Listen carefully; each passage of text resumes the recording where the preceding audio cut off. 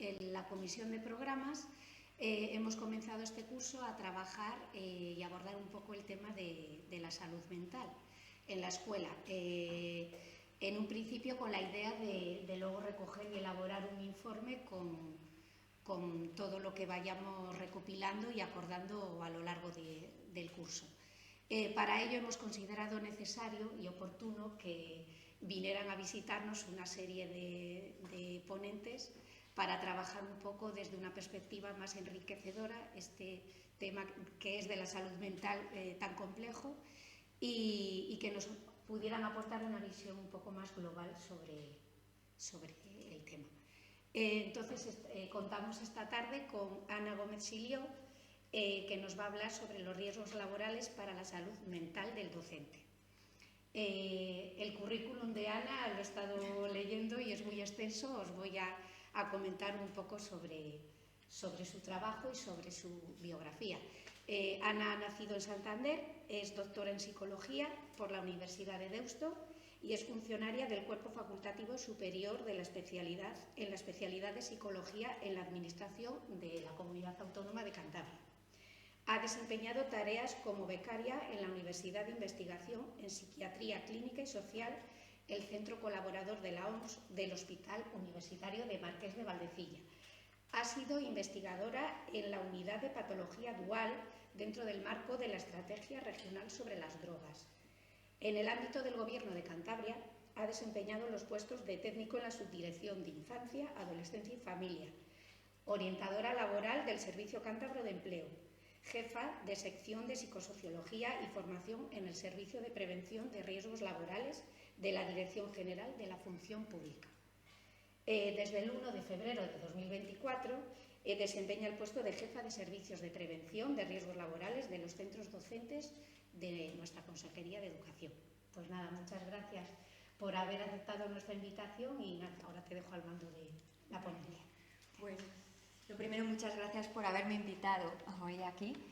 Y como comentaba, llevo desde el 1 de febrero en la Consejería de Educación, en el Servicio de Prevención de Riesgos Laborales, pero sí es verdad que llevo 13 años en el Servicio de Prevención del Gobierno de Cantabria. Sobre todo mi tarea principal en ese servicio ha sido los riesgos psicosociales. Entonces, mi idea en la sesión de hoy es un poco aportar lo que aprendí allí, poderlo traer en este tiempo que tenemos y enfocado a la actividad docente. A ver si... Vale. Lo primero, comenzar con la definición, un recordatorio de la definición de salud de la OMS de 1948, que quizá muchos conozcáis, que se entiende por salud el bienestar físico, psíquico y social y no la ausencia de enfermedad. Aunque es una definición muy sencilla, tiene una idea importante y es que los tres elementos están interrelacionados entre sí y se influyen. En este caso, por un lado, para que exista salud tienen que darse los tres elementos. Si falta uno de ellos, no hay salud. Y de la misma manera, en el caso de que uno de ellos se vea comprometido, va a comprometerse los otros dos. Es decir, que por ejemplo, ante una enfermedad física es muy posible que la enfermedad, que haya problemas psicológicos, como puede ser depresión, o que pueda se vea afectado el aspecto social, aislamiento, dificultades de interacción, de relación, etc. También hay que tener en cuenta que la salud es un aspecto que fluctúa, que cambia a lo largo del tiempo. Eso lo tenemos que considerar. Y también que está afectada por factores genéticos, ambientales y comportamentales. Factor genético, pues nos viene dado. No podemos hacer nada para modificarlo, es así. Factor ambiental, no tenemos influencia nosotros sobre ello, pero se puede intervenir al respecto. Factor comportamental depende de nosotros y podemos influir en ello. Podemos cambiar nuestros hábitos de salud físicos, alimentación, sueño, ejercicio. Podemos cambiar nuestros hábitos psíquicos, podemos aprender a gestionar el estrés, por ejemplo. Podemos aprender habilidades sociales, si no tenemos suficientes o si nos genera una dificultad, en la parte comportamental podemos influir en ese respecto. Respecto a la enfermedad profesional en la actividad docente, tenemos que entender por enfermedad profesional lo que indica la definición del artículo 157 de la Ley General de la Seguridad Social, que indica que la enfermedad profesional es aquella que se da en un trabajador por cuenta ajena, que trabaja o ejerce una actividad laboral por cuenta ajena. En el Real Decreto 1299 de 2006 se establece el cuadro de enfermedades profesionales. En el caso de la actividad docente, la única enfermedad profesional a día de hoy, 2024, reconocida para los docentes, que seguro que lo sabéis, es nódulos en las cuerdas vocales por la exposición a causa de los esfuerzos sostenidos. En el anexo 2 de este Real Decreto 1299 sí que se establece un listado de enfermedades en las que se ha visto una posible relación causal con la actividad laboral y que se prevé que puedan ser incluidas en el cuadro de enfermedades, en el anexo 1. Y este sería discopatías de la columna dorsolumbar. Por lo tanto, en aspectos psíquicos, de momento en enfermedad profesional, no hay. Indagando en los datos que tenemos sobre accidentalidad en el Servicio de Prevención de Riesgos Laborales de centros docentes de la Consejería de Educación, a lo largo del tiempo, los datos obtenidos a lo largo del tiempo, los únicos accidentes laborales relacionados con salud mental son los que se indican en esta tabla. Por ejemplo, se me acaba de ir. Tienen mucha relación, muchos de ellos, con aspectos relacionados con violencia en el trabajo.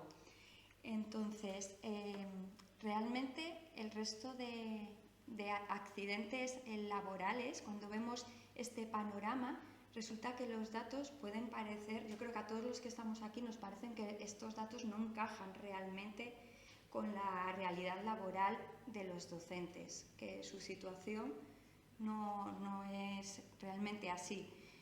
¿Qué es lo que sucede? Pues pienso que mucho de lo que sucede es que muchos profesionales, muchos docentes, son atendidos por la Seguridad Social y son atendidos como una enfermedad, se entiende que es una enfermedad común, con lo cual se pierde el vínculo laboral de la enfermedad psicológica. También es verdad que pienso que hay muchos docentes, muchos profesores en aulas que consideran que estos riesgos laborales son inherentes al trabajo, es decir, vienen con el propio trabajo y no lo identifican como algo sobre lo que hay que intervenir o sobre lo que hay que actuar, sino que forma parte de la actividad laboral. También es cierto que muchos sobreviven en el aula un poco en esa realidad. Y sobrevivir es una de las respuestas de estrés. La respuesta de estrés es una respuesta de supervivencia. Cuando nos estresamos, lo que estamos haciendo es un poco lo que sucede un día cualquiera en el Serengeti. Creo que es importante conocerlo porque es la manera, saber qué es lo que sucede ante una respuesta de estrés, cómo nos va a ayudar a gestionarlo, todas las condiciones, todas las características de la respuesta, el origen de por qué nos estresamos, nos puede ayudar a gestionarlo mejor. Este sería un día cualquiera en el Serengeti y aquí, ante una amenaza externa como puede ser la leona para la cebra o una amenaza interna como puede ser el hambre para la leona, lo que sucede es que el organismo emite una respuesta automática y es de lucha o huida. ¿Qué pasa en las personas? Esto pasa en todos los seres vivos. En las personas, ante una amenaza, lo que sucede es que se paraliza, se activa el sistema nervioso simpático en este momento. Es decir, miramos bien, dilatamos las pupilas para ver bien dónde está el peligro. Aumenta nuestra frecuencia respiratoria porque necesitamos meter más oxígeno en nuestro cuerpo. También notamos que aumenta la frecuencia cardíaca, bombea el corazón más rápido porque necesita llevar sangre a los músculos para esa respuesta de lucha o huida. Al mismo tiempo, lo que sucede es que se paraliza, se bloquea el sistema nervioso parasimpático. El sistema nervioso parasimpático actúa en los momentos en los que estamos tranquilos, relajados. Es el que lleva o pone en funcionamiento nuestro sistema nervioso vegetativo, o sea, lo que la respiración, la digestión, funciones a las que normalmente, en situaciones normales, estamos realizando. Pues esto, ante una respuesta, ante una amenaza, ante una situación de emergencia, se paraliza, se desconecta. En este momento lo que sucede es que, por ejemplo, se paraliza la digestión. No es la prioridad. Nuestra prioridad es sobrevivir ante un león, ante una situación de emergencia. Se paraliza la salivación, por eso muchas veces ante una situación de estrés notamos que nuestra boca está seca. También se deja de almacenar energía. Toda la energía que tiene el organismo está puesta para la respuesta de lucha o huida. En el caso se paraliza el crecimiento. Se ha visto que en el caso de situaciones de estrés elevada, crónica, como puede ser la guerra, como puede ser una hambruna, como puede ser vivir en un entorno violento, en una familia violenta, la talla de los menores se ve afectada. O sea que se paraliza el crecimiento, se bloquea. De la misma manera, también se bloquea la reparación del organismo, que durante las actividades tranquilas, como el sueño, por ejemplo, los órganos que a lo largo del día, por la actividad diaria, se ven dañados, se reparan. Pero en una situación de estrés, de amenaza, lo que sucede es que al desconectarse el sistema nervioso parasimpático, esa reparación de órganos también se paraliza porque está puesto al servicio de la supervivencia. Entonces, ante una amenaza importante, todo el organismo se pone al servicio se paralizan todas las funciones que no son esenciales para sobrevivir. ¿De acuerdo? Se liberan tres hormonas, la adrenalina y noradrenalina, que es la que activa el sistema nervioso simpático. Por eso notamos cuando tenemos una situación de emergencia que estamos como muy activos, nerviosos, decimos que nos sentimos nerviosos. Es porque se libera adrenalina y noradrenalina. Pero también se libera el cortisol, que es la que se llama la hormona del estrés. El cortisol es un antiinflamatorio, entonces lo que hace es preservar que todos los órganos que no están dañados se mantengan sanos para poder continuar corriendo o luchando. Cuando pasa la emergencia, cuando la cebra ha conseguido escapar de la leona, lo que sucede es que la adrenalina y la noradrenalina desaparece en minutos. En 5 minutos desaparece y también nos sucede a nosotros. Sin embargo, el cortisol se mantiene durante horas. Por eso, después de una situación de estrés o de emergencia, un accidente de tráfico, cuando nos han atracado, ponernos una discusión o un conflicto con una persona que puede ser muy agresiva, en el momento cuando a los 5 minutos tenemos la sensación de que ya nos hemos tranquilizado, pero realmente si ese día o en ese momento, esa última hora de la tarde, íbamos a casa y ha sido un estrés importante, es muy posible que no consigamos conciliar el sueño debido al cortisol, que es la hormona del estrés, porque está todavía actuando en el cuerpo durante horas. Otro aspecto importante al que tenemos que hacer referencia es la amígdala. La diferencia, por qué a unas personas les estresa una situación y a otras personas esa situación no les estresa para nada, sino que se mantienen en calma. En cierto modo es debido a la amígdala. Es verdad que hay estresores absolutos que son iguales para todos, como por ejemplo ir de paseo por el bosque o una caminata y encontrarnos con un oso. Todos vamos a sentir en ese momento la tensión, la amenaza. Es un estresor absoluto, es un agente estresante para todos absoluto. Pero hay agentes estresantes que son relativos, es decir, que los hemos aprendido por condicionamiento operante. Ante una situación que en un momento dado nos causó una pérdida, un daño, véase porque lo experimentamos realmente, véase porque lo vimos a alguien que le sucedió, lo aprendemos a evitarlo. Entonces, en un futuro, ante una situación similar, muy parecida, o que tenga unas características semejantes, lo que nos sucede es que tratamos de evitarlo, nos estresamos. Para nosotros esa situación supone una amenaza y quizá para mi compañero no ha tenido ninguna experiencia al respecto y está tan tranquilo. La amígdala es nuestra memoria emocional y quien decide y quien recuerda que ese estímulo me supuso un daño, y en el momento que lo detecta desata la alarma en el cuerpo. Todas estas estructuras forman parte de nuestro cerebro primitivo. Estamos hablando de, por ejemplo, la amígdala, que está aquí, no sé si se ve en el punto del láser, también el sistema reticular ascendente, el hipotálamo. Todo está en el núcleo del cerebro, en el tallo del encéfalo, que es nuestro cerebro reptiliano, de cuando éramos reptiles. Nos permitió sobrevivir a lo largo de miles de millones de años este cerebro.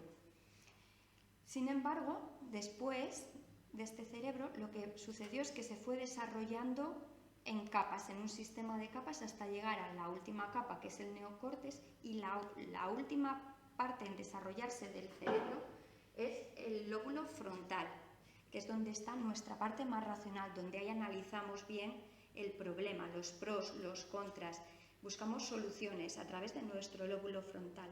Pues ante una amenaza, lo que sucede es que el lóbulo frontal se bloquea y funciona, se pone en marcha. Lo único que se activa es nuestro cerebro reptiliano, nuestro cerebro primitivo.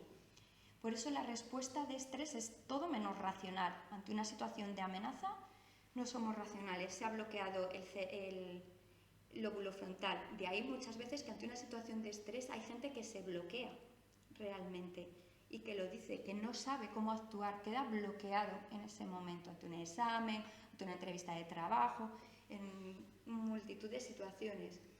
Sin embargo, la respuesta de estrés nos permite, gracias al cerebro reptiliano, que sea muy rápida y muy eficiente, pero muy básica. Solo tiene dos opciones, dos alternativas, o lucha o huida. Está magníficamente, las respuestas corporales, nuestro organismo, nuestro cerebro, nuestro cuerpo, está magníficamente preparado para sobrevivir ante un agente estresante físico. Eso, como un león, como un oso, como un mamut, nuestros ancestros. Pero lo que sucede es que si pensamos en cada uno de nosotros a lo largo de nuestra vida, de toda nuestra vida, ¿cuántas veces nos hemos visto expuestos a una amenaza que haya supuesto un riesgo para nuestra supervivencia? Posiblemente sean muy pocas. Lo que sucede la mayoría de las veces, a lo que estamos expuestos en nuestro día a día, no es ni a hambruna, ni a un depredador, ni a luchar con la tribu del otro lado del valle, sino que hacemos frente a agentes psicológicos y sociales, como por ejemplo ir a un examen de oposición, ir a la reunión con unos padres que igual más problemáticos de un alumno, como ir a una reunión de departamento con ese compañero complicado con el que ya ha tenido varios encontronazos. Esos son nuestras amenazas psicológicas y sociales, son las amenazas que puede tener un docente hoy en día. Pues ante esta situación, la respuesta de estrés, la respuesta del organismo es igual que si estuviera ante la leona, ante el oso o ante un mamut.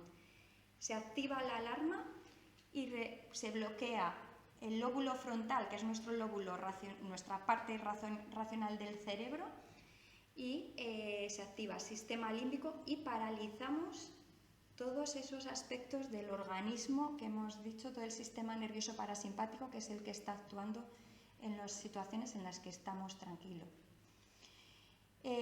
No solo sucede esto, y se ha visto y se ha estudiado, no solo sucede esto, no solo se activa en las situaciones ante un enfrentamiento con un compañero, sino o con una reunión o en una oposición o en una entrevista de trabajo, sino que nos activamos de igual manera pensando en una posible amenaza. Es decir, que si estamos en nuestro sillón de casa pensando que mañana tengo la reunión de departamento, esa entrevista compleja con esos padres complicados, el examen de oposición dentro de unos meses, automáticamente activo todo el organismo. Lo considero una respuesta, mi organismo lo entiende como una respuesta, como una amenaza y la necesidad de sobrevivir. Entonces, en esa situación, en esa situación lo que pasa al organismo es que voy a dejar de almacenar energía y voy a poner toda la energía en manos de esa amenaza que yo estoy pensando que puede suceder mañana. Voy a paralizar la reconstrucción de los órganos dañados en mi cuerpo. Voy a liberar cortisol. Además, ante una amenaza la consideramos que somos capaces de salir adelante con ella, liberamos adrenalina y noradrenalina, pero mantenemos a raya el cortisol, ¿vale? Y nos sentimos motivados para conseguir el resultado. Pero ante una situación en la que creemos que vamos a sufrir daño o pérdida, liberamos adrenalina y cortisol. El que esté el cortisol mucho tiempo en nuestro organismo puede afectar al sistema inmune. Y luego vamos a ver algunas enfermedades asociadas a ello. Porque de hecho, cuando enfermamos, ¿cuándo comenzamos a enfermar realmente? Pues comenzamos a enfermar cuando nuestro organismo está demasiado activo. Cuando, por ejemplo, no conseguimos desconectar la respuesta de estrés. Estamos estresados todo el tiempo estamos emitiendo pensamientos. O bien cuando lo activamos repetidamente. Es decir, que por ejemplo a la mínima estamos pensando en esa reunión, en volver a clase, en volver al colegio, al centro. Cada vez que nos sucede esto, nos activamos. Ahí es cuando podemos comenzar a enfermar. ¿Cuándo puede un docente, un profesor, identificar señales? ¿Cuándo sabe que es demasiado tarde para que le puede llevar a la enfermedad, que tiene que poner medios al respecto? Suele ser en 3 fases. Hay una primera fase que tiene que ver con el cortisol y con el sistema inmune, en el que notamos que, por ejemplo, la digestión no nos va bien, podemos tener una inflamación ya, gastritis, o bien todas las enfermedades que tienen relación con el sistema inmune, o bien nos lavamos los dientes y nos sangran las encías, gingivitis, o bien dermatitis, una erupción. La primera etapa para saber que estás acercándote a la enfermedad, que puede ser problemática en la situación de estrés, es cuando empiezas a tener algún síntoma relacionado con el sistema inmune en tu organismo. Hay una segunda etapa que tiene más que ver con aspectos comportamentales, es decir, como llevamos mucho tiempo en la situación, nuestro cerebro nos pide una recompensa. Oye, he estado trabajando mucho en esto, he estado intentando salir de esta situación y salir airoso y sobrevivir. Necesito una recompensa, un refuerzo. Entonces decimos, es que estoy con todo esto y dejas de ir al gimnasio, o comes más azúcar, o bebes más, o tomas más cafeína, o fumas más. Es la recompensa para compensar al esfuerzo que está haciendo el cerebro. Y luego hay una última etapa ya en la que nos identificamos, se puede identificar porque estamos demasiado irritables. Saltamos a la primera, entramos en casa y a la primera ya contestamos, nos alteramos, nos enfadamos, nos volvemos muy irritables. Y ahí, a partir de ahí, es cuando sí que ya puede aparecer la ansiedad, burnout, depresión.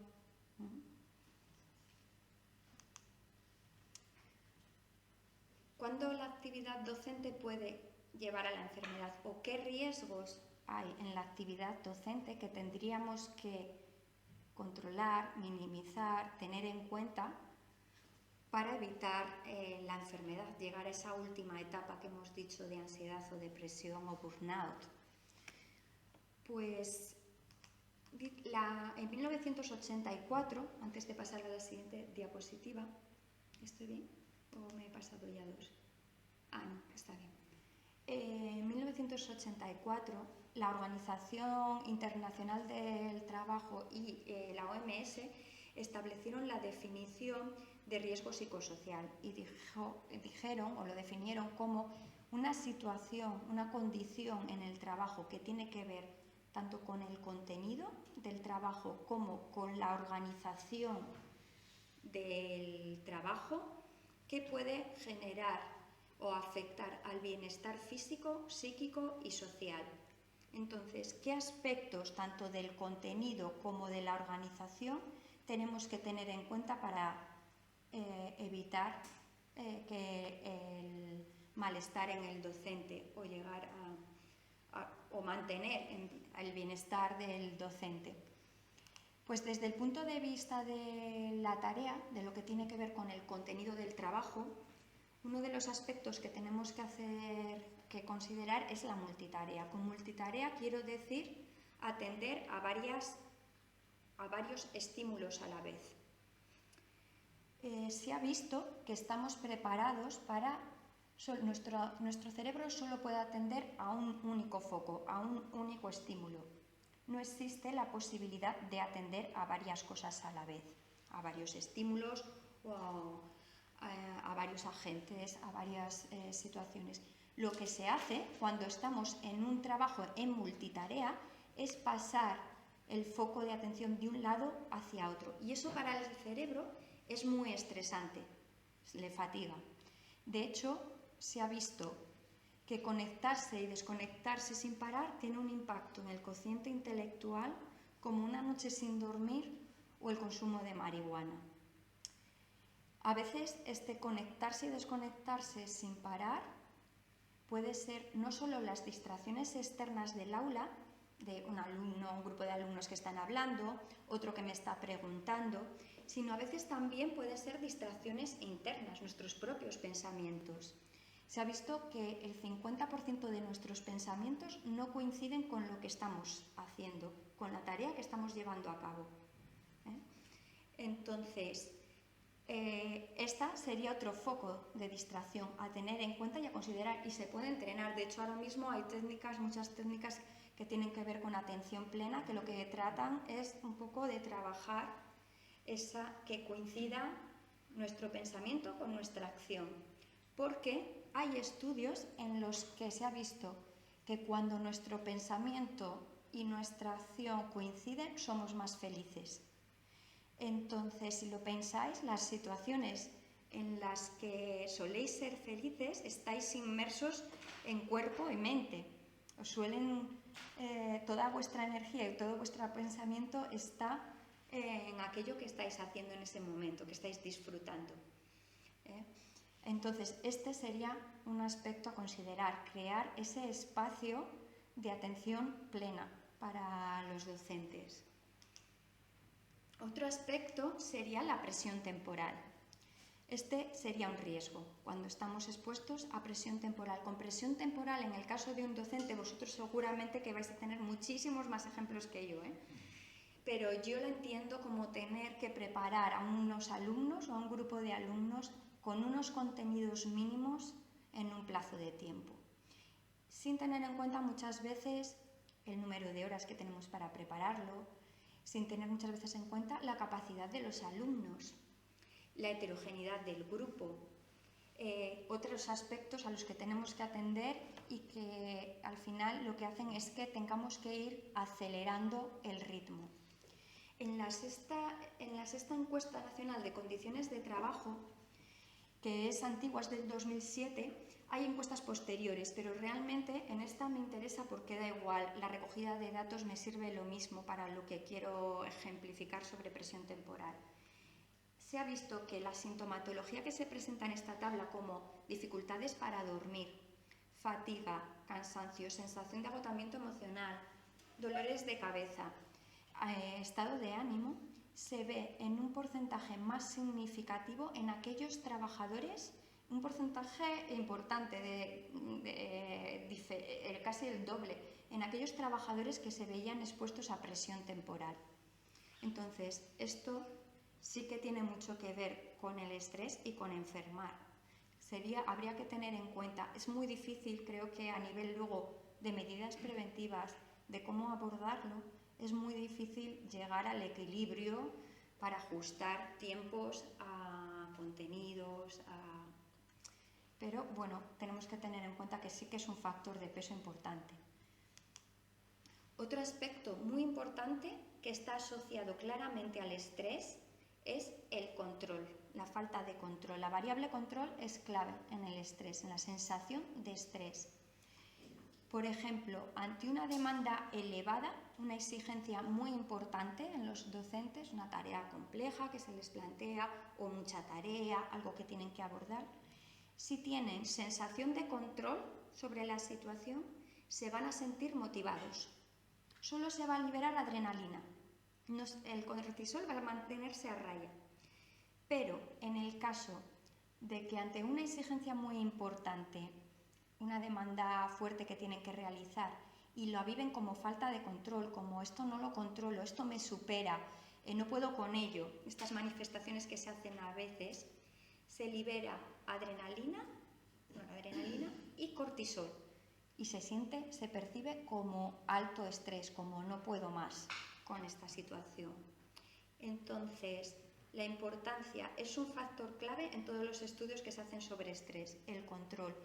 Y el control, yo pienso, o la sensación de falta de control, cuando me he puesto a pensar esta charla para docentes, pienso que pueda venir, por ejemplo, por el alumnado con diferentes ritmos de aprendizaje, heterogéneo, la necesidad de realizar algunas tareas en ocasiones que igual competen a familias y a sociedad, la falta de colaboración de algunas familias, las demandas burocráticas, a veces por parte de la misma consejería, de la administración, que a veces no son tareas para las que están preparados o para las que ellos se han preparado. También la impartición, por ejemplo, en secundaria, a veces de asignaturas que pueden formar, de asignaturas que están dentro de la especialidad, pero que igual les faltan conocimientos para manejarlas o para sentir que las controlan. Tener la sensación de control. Seguro que hay más, pero trabajar sobre todo en conseguir el control puede pasar de tener una persona estresada a tener una persona motivada. Entonces, esto sí que es una variable a valorar. Otro aspecto importante es la consecuencia de los errores. Es decir, esto nos genera estrés, saber que nuestros errores pueden impactar en personas y más en menores, pues supone una amenaza importante, que va de la mano mucho con la siguiente, que es la responsabilidad que supone la tarea. Yo creo que eso a los docentes es un aspecto que lo tienen presente todo el tiempo. Cómo está impactando lo que yo hago con este grupo de alumnos, de qué manera les está impactando de cara al futuro. Al final tengo ahí unas personitas con las que trabajar. Y de hecho es que las profesiones con mayor grado de estrés ahora mismo son todas aquellas que tienen una relación con personas. Personal sanitario, policías, guardias civiles, trabajadores sociales y docentes claramente, pero salen así en los estudios. Todas las profesiones que tienen relación con personas, el grado de estrés es mayor. La imprevisibilidad.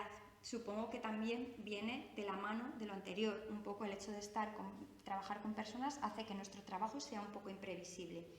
Por ejemplo, en la Segunda Guerra Mundial lo que se vio es que cuando los nazis bombardeaban Londres, se estudió y se vio que la población de las afueras de Londres tenía menos estrés que la población del centro de la ciudad.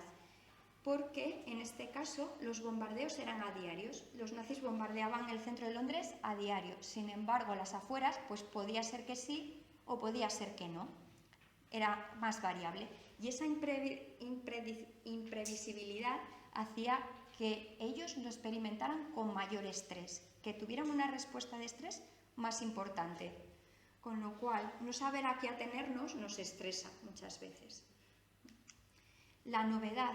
Pienso que el porcentaje es un aspecto clave. Hay una científica en Canadá, Sonia Lupian, que trabaja en estrés, hace estudios, elabora un montón de estudios y hace investigación relacionada con el estrés.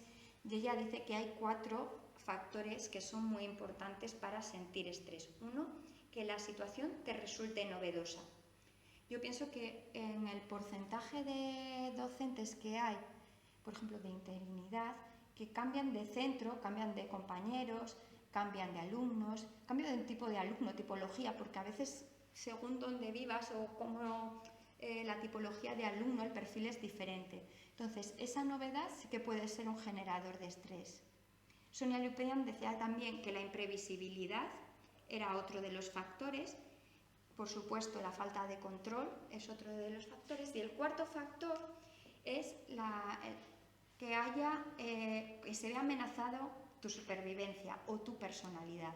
Y en este caso lo encajo con el sentimiento de falta de valoración, porque el que sea cuestionado o el que seas cuestionado sobre cómo de capaz eres para realizar tu trabajo es un ataque a tu yo, a tu supervivencia, a tu yo personal.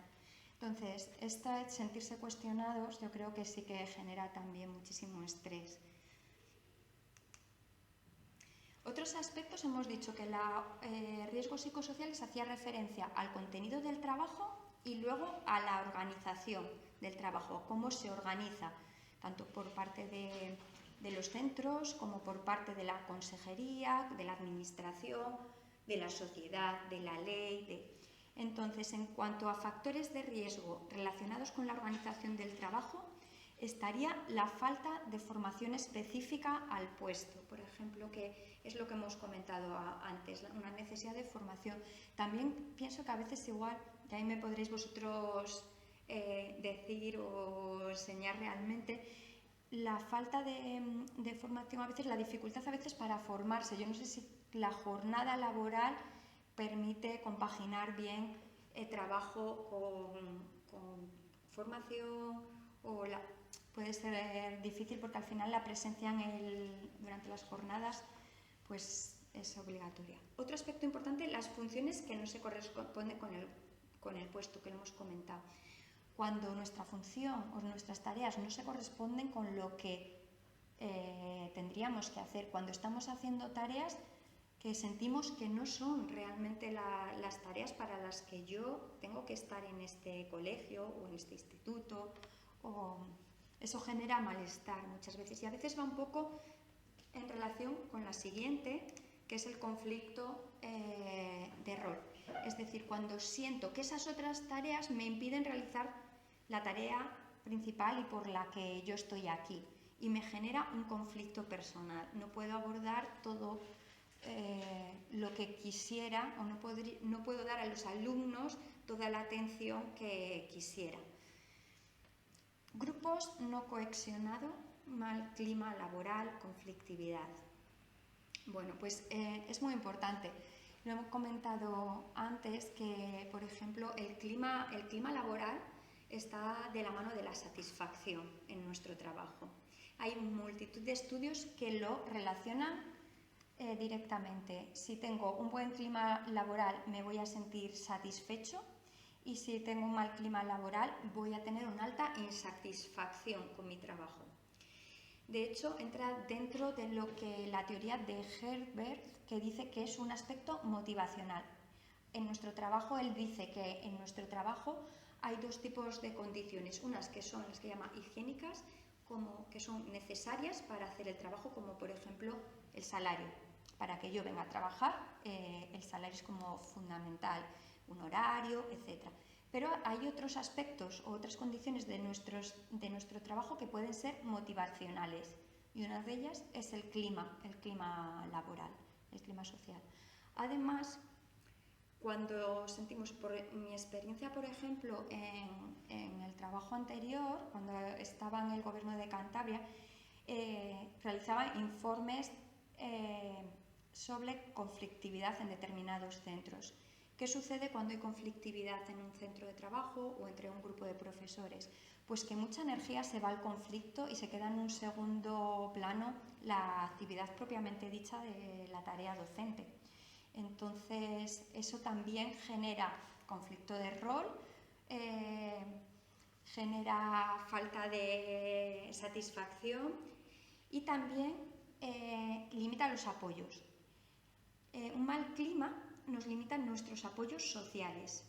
Tener apoyo social hace que amortiguemos nuestro estrés. Ante una alta exigencia, un trabajo estresante, si yo tengo apoyo social, tengo compañeros con los que les puedo compartir dificultades, o tengo compañeros a los que les puedo preguntar o que me pueden aclarar la duda, o que puedo hablar directamente de no sé cómo gestionar esta asignatura, no sé cómo llevarla, esto amortigua el estrés totalmente. Es una tercera variable, ¿vale? Entonces, eso es importante también porque nos lo impide. Se ha visto, por ejemplo, hay estudios, hay evidencia científica a cómo el apoyo social puede generar un cambio importante. Se vio, por ejemplo, en pacientes cardíacos crónicos que aquellos que tenían un apoyo importante de familia, pareja, amigos, vivían hasta 5 años más que los que no lo tenían. Es un estudio científico, con control, o sea, con un número importante de pacientes y utilizando metodología científica. Entonces, esto es importante también, generar ese buen clima y buen ambiente en los centros de trabajo. Violencia en el trabajo. Esto es uno de los factores que supone una amenaza directa para la supervivencia. Si estamos en un entorno violento, automáticamente vamos a emitir una respuesta de estrés para sobrevivir. Tenemos que pensar que muchas veces la violencia se vive como algo, yo creo que el del docente se vive como algo personal, como algo que va hacia su labor, si está haciendo bien la labor, si está pudiendo gestionar ese grupo, lo vive como que es una situación en la que se cuestiona si él es capaz de realizar bien su trabajo. Sin embargo, mucha de la violencia que hay es agresividad dirigida hacia espectadores inocentes, es decir, que a veces el docente recibe indirectamente esa situación de agresividad o violencias. Y por último, inseguridad laboral. Ahí directamente nos afecta nuestra supervivencia porque realmente pues todos tenemos que buscar un medio. El hecho de tener un grupo importante de trabajadores con menor seguridad laboral pues puede influir en el estrés, porque además nos acabamos preocupando de lo que haré el año que viene, lo que pasará, el futuro, etc.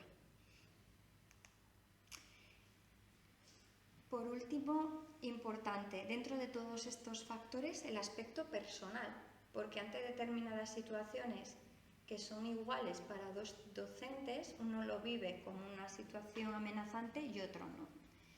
Pues aquí tendríamos que hablar un poco de la experiencia de cada uno de ellos, de los valores de cada uno de ellos, de su sistema de creencias, de sus expectativas, de su estado de ánimo, de su situación extralaboral muchas veces, que además se viene a sumar, de la actitud, del tipo de personalidad que se tenga. Ello puede hacer que ante una situación en el aula, un docente, incluso cada uno de nosotros en diferentes momentos de nuestra vida laboral, le interpretemos como pérdida, como algo negativo y lo vivamos como un alto estrés o lo vivamos como un reto y como algo positivo de lo que podemos aprender, de lo que podemos salir reforzados, de lo que podemos avanzar.